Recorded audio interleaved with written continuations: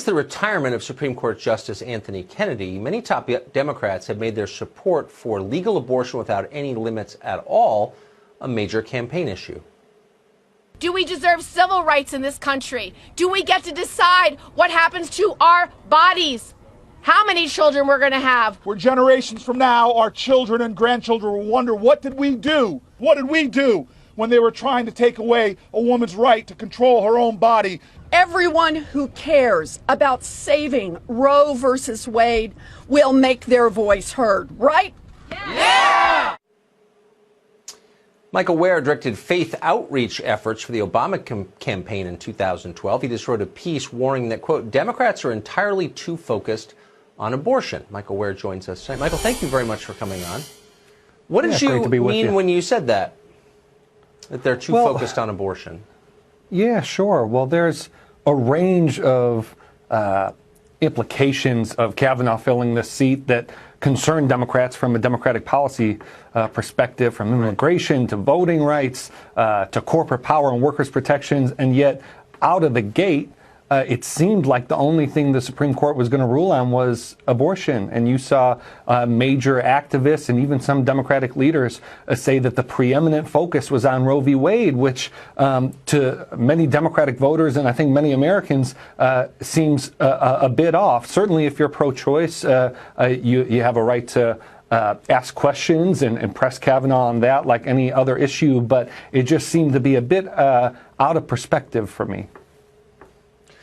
That seems to be a theme, though. I mean, I think there are plenty of people who think under certain circumstances abortion ought to be legal, can imagine some circumstances where it ought to be allowed, but aren't on board for, say, abortions for sex selection or third trimester abortion. Think there should be some legal limits, some common sense limits on it, and think there are moral implications of it. But that's not the position of the party anymore. Why? Well, right. I mean, I think you're the party has moved quite a bit on this issue, but it's been a relatively recent move. It used to be that Democratic Party, throughout the party, people called for abortion to be safe, legal, and rare. Barack Obama called, as president, for the number of abortions to be reduced. We actually saw the abortion rate in this country reach its all-time low since Roe v. Wade under President Obama. So it's not too long ago that you had Democrats that had a bit more of a humble approach to the issue of abortion, but something changed. And in 2016, for instance, you had Hillary Clinton asked in the final presidential debate about her views on late-term abortion, and instead of citing the Supreme Court decision on late-term abortion, or instead of saying that abortion should be safe, legal, and rare, she actually made an extended case for late-term abortion. We also saw in 2016 the Democratic Party platform for the first time include a repeal of the Hyde Amendment, which bans federal funding for abortion. And these aren't longstanding Democratic positions, and they don't need to be positions the party carries forward, especially at a time when Democrats are out of power in so many places. I've met very few people, whether they consider themselves pro-life or pro-choice, who don't think abortion is sad. There's something tragic about it. There is a moral dimension to it, no matter where you are on the spectrum. Why not just admit that?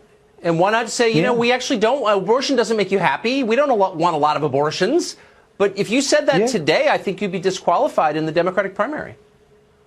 Well, if that's true, then Barack Obama would have to be disqualified. He called abortion a tragic issue. And again, he spoke repeatedly to his desire to see abortions reduced. But there is an activist portion of the party that, frankly, Democratic victories seem to be secondary to them as long as party leaders take the most unapologetic approach to this issue as possible. And I think that we've seen the cost for that. We've seen the cost of that in President Trump being in the White House. We've seen the cost in someone like Senator Pat Toomey representing Pennsylvania instead of Katie McGinty.